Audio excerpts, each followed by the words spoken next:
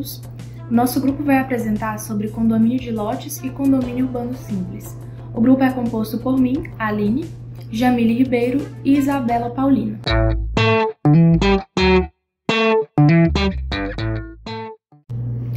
Vamos começar então com a caracterização de condomínio de lotes. O condomínio de lotes nada mais é do que um tipo de parcelamento do solo urbano, onde os proprietários adquirem terrenos individualizados, mas que são construídos em áreas comuns e fechadas, né? E aí eles compartilham de infraestrutura e de espaços comuns, de espaços coletivos entre eles. Ele é diferente do loteamento tradicional porque ele tem natureza condominial. Ele é regido pela Lei nº 4.591, de 1964, com adaptações da Lei 13.465, de 2017, que reconhece esse modelo de forma expressa.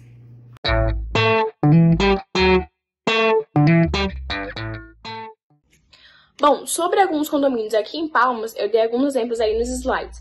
Tem o Tahiti, tem o condomínio Caribe, tem o condomínio Alphaville 2. E eu vou falar especificamente de um, que é a Aldeia do Sol. Ele é localizado no centro de Palmas, na 203 Sul. Ele fica próximo ao KGP e ao shopping. E também é o restaurante Merak, acho que é assim que se pronuncia. Bom, ele possui 228 lotes em uma área de 89 mil metros quadrados. A infraestrutura inclui um sistema viário moderno, rede de água, esgoto, eletricidade subterrânea, ampla área de lazer com piscina, tanto infantil quanto para adultos, 4 quadras esportivas, salão de festas, academia, sala de jogos, sauna, sala de descanso, solário, 2 quiosques de churrasqueira, playground, espelho de água, praça, 2 portarias, uma social e um de serviços, e tem também uma grande área verde. Agora nós vamos entender o papel fundamental de uma lei que ela revolucionou a forma como nós enxergamos a regularização de condomínios de lotes aqui no Brasil. E ela teve impacto tanto direto quanto indiretamente na nossa realidade. É a Lei 13.465 de 2017. Essa lei ela não apenas menciona, mas ela também introduz a figura de condomínio de lotes no ordenamento jurídico brasileiro, Então, assim, havia uma lacuna legal. Então, essa lei, ela alterou a Lei 6.766 de 79. Bom, então ela trouxe mais clareza e mais diretrizes sobre essa modalidade de moradia que é a de condomínio de lote. Sobre as mudanças, sobre os pontos principais que essa lei trouxe na questão dos condomínios de lote.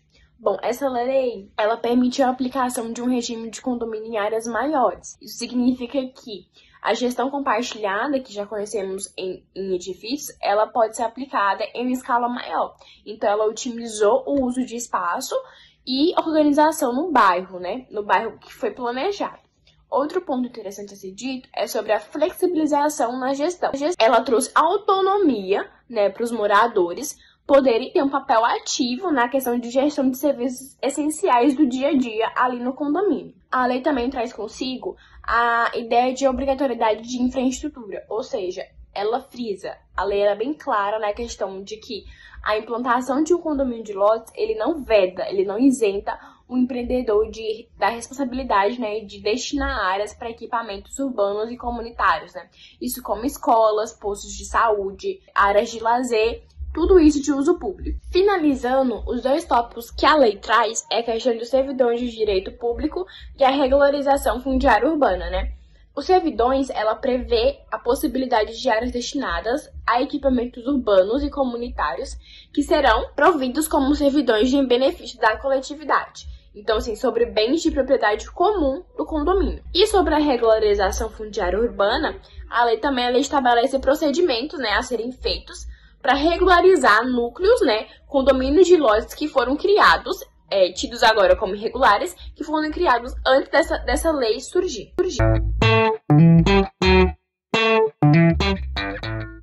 Oi, gente, bom dia. Eu sou a Jamile e vou falar um pouco sobre o condomínio urbano simples. O que é o condomínio urbano simples? É um mecanismo que foi criado pela Lei de Regularização Fundiária, a Lei 13.465 de 2017, e esse mecanismo foi criado para facilitar a regularização de terrenos que possuem mais de uma construção. Essas construções são chamadas, dentro desse terreno, são chamadas de unidade autônoma, que são as construções e são as áreas que vão ser usadas de forma privativa pelos seus futuros possuidores. Essa regularização, ela é importante porque sem ela não existe a comercialização comercialização ou financiamento desses imóveis. E quem dá início a esse processo de regularização é o proprietário daquele imóvel, para que ele seja reconhecido como um condomínio urbano simples e as unidades autônomas futuras tenham matrículas que serão derivadas da matrícula de origem, que é a matrícula daquele terreno. Agora eu vou falar um pouco sobre o requerimento de regularização. Depois do projeto urbanístico ter sido aprovado na prefeitura, porque é necessário que esse projeto esteja de acordo com os padrões urbanísticos daquela cidade, lá no registro de imóveis será instituído o condomínio. A instituição de condomínio é um processo legal e um espaço habitacional onde as pessoas têm direitos e deveres. Nesse processo, deverão contar as áreas das unidades autônomas, as áreas privativas e as áreas comuns, sejam elas internas ou externas. E essa instituição de condomínio será feita na matrícula de origem, a matrícula daquele terreno todo. Como a gente já viu algumas características específicas do condomínio urbano simples, a gente vai diferenciar ele um pouco do condomínio edilício, que foi apresentado anteriormente. O condomínio edilício, ele é usado geralmente para construções sobrepostas, por exemplo, apartamentos e salas comerciais, como vocês podem ver aí na imagem. Já o condomínio urbano simples, ele é feito de construções horizontais, como casas térreas e kitnets. Como ele foi instituído pela Lei de Regularização Fundiária, é mais usado para regularização de lotes, de loteamentos que já existem e que foram ocupados de forma irregular. Pensando nisso, eu quis trazer uma parte específica sobre regularização fundiária. E o que é a regularização? É um conjunto de medidas que tem como objetivo regularizar terras ocupadas de forma irregularmente. Com essa regularização, garantir e formalizar a posse dessas terras e a segurança jurídica desses imóveis, além do papel de preservação ambiental daquele local. Eu quero de antemão deixar claro que essas fotos aqui não são de cunho político, é apenas para demonstração das partes envolvidas nesse processo de regularização. Como a gente pode ver aqui, tem o cartório fazendo a entrega das certidões daqueles imóveis. Nessa foto aqui de cima, eu coloquei a foto do setor Imanduci, que é um setor que já foi regularizado, e aqui nessa segunda foto, a prefeitura fazendo a entrega dos títulos para esses moradores. Chegamos ao final da nossa apresentação e agora a gente vai assistir um vídeo do Fábio Roque, que é o titular do registro de imóveis aqui de Palmas, para falar um pouco mais sobre esse processo de regularização.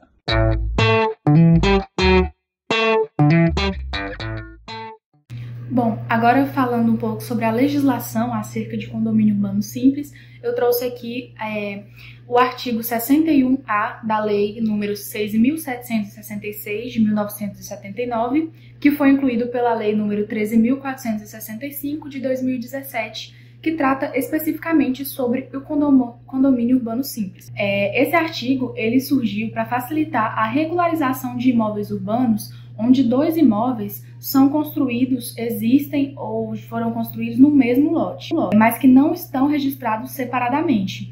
Antes, precisava de todo um processo burocrático para separar esses dois, para fazer esse desmembramento ou loteamento, e tornava tudo isso muito mais caro e burocrático. Com o artigo 61A, ficou permitido que essas edificações fossem individualizadas, ou seja, cada uma pode ter um número de matrícula, independente de estar num único lote. Aí, falando sobre os parágrafos dessa lei, o parágrafo 1º, ele confirma que essas construções podem ser registradas de maneira autônoma, com validade para todos os fins legais, como já citei, é assim. E o parágrafo 2º, ele dispensa a aprovação prévia da prefeitura ou do órgão ambiental, desde que não haja exigência legal, ou seja, o processo fica muito mais rápido e menos burocrático, principalmente se tratando de famílias de baixa renda ou de pequenos empreendedores.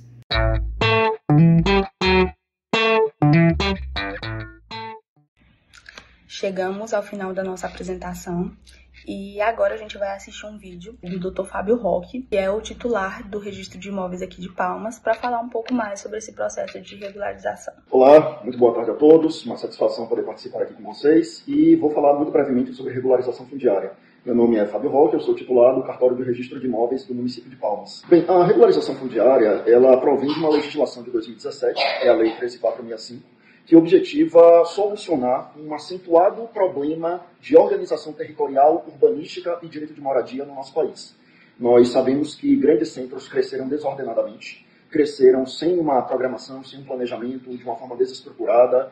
O incremento desses grandes centros urbanos se deu muitas vezes proveniente de êxodo rural, de empobrecimento de populações em áreas urbanas, sem estrutura, sem saneamento, sem eletrificação, sem energia de qualquer natureza, sem abastecimento de água potável. E foi assim, por exemplo, com o surgimento das chamadas favelas nos grandes centros urbanos após a abolição jurídica da escravização, que não oportunizou absolutamente nenhuma condição de dignidade para os ex-escravizados. E com o passar do tempo, a concentração de renda em grandes centros urbanos, no processo ainda que incipiente de industrialização, foi fomentando essa acentuada distinção entre as áreas urbanas mais valorizadas e as áreas urbanas mais empobrecidas. E muitas dessas áreas acabaram crescendo de uma forma desorganizada, como nós dissemos, e sem formalização, ou seja, o arrepio da lei. Muitas áreas que, inclusive, nem sequer existiam formalmente. Não tinham registro no cartório de registro de imóveis, mas também não tinha indicação na prefeitura, não tinha indicação em qualquer órgão público. Isso dificultava, inclusive, o fornecimento de serviços públicos. Daí porque muitas dessas áreas, sem a prestação de serviços públicos adequados, como, por exemplo, limpeza urbana ou até mesmo segurança pública. E havia uma dificuldade muito grande em solucionar esses problemas, sobretudo pelos institutos tradicionais do direito que nós tínhamos, como, por exemplo, a impossibilidade jurídica da uso capião de bem público. Outro ponto era exatamente a ausência de titulação e, consequentemente, a dificuldade em outorga de título de propriedade para isso. Então, a regularização fundiária, ela passou a existir de forma muito recente, como eu disse, são menos de 10 anos, né, a lei de 2017. Na verdade, ela surge um pouquinho antes, porque antes da 13465 já houve uma regulamentação, mas ainda incipiente. Mas a regulamentação atual é proveniente dessa lei que é de 2017, portanto são menos de 10 anos. Né? Então, de um modo geral, o que é a regularização fundiária? É uma forma de o poder público, como o próprio nome indica, regularizar a ocupação urbana. Urbana porque estamos tratando particularmente da regularização fundiária urbana, chamada REURB. A lei de regularização fundiária, ela objetiva, sobretudo, regularizar a ocupação urbana desses espaços, conferindo juridicidade à presença das pessoas ali. Então vamos imaginar, a título de exemplo, a existência de uma comunidade de pessoas majoritariamente de baixa renda. Vamos imaginar uma favela. A expressão favela, que é uma expressão centenária, que é uma expressão que deriva lá da ocupação de... Favela, na verdade, é o nome de uma árvore, né? É que as primeiras surgiram em locais que havia aquela árvore e ficou conhecido como favela. Depois essa expressão acabou tendo uma conotação pejorativa e hoje a gente percebe uma revitalização da expressão, né?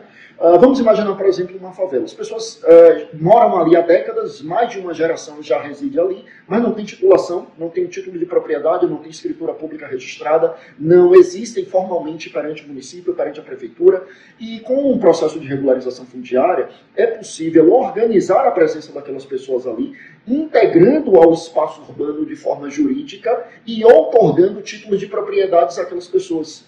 Quando for impossível a outorga de título de propriedade, como, por exemplo, em situações nas quais você tem uma dificuldade maior e são espaços públicos, é possível a concessão de outros instrumentos, como, por exemplo, a concessão do direito real de uso ou a concessão do direito real de moradia.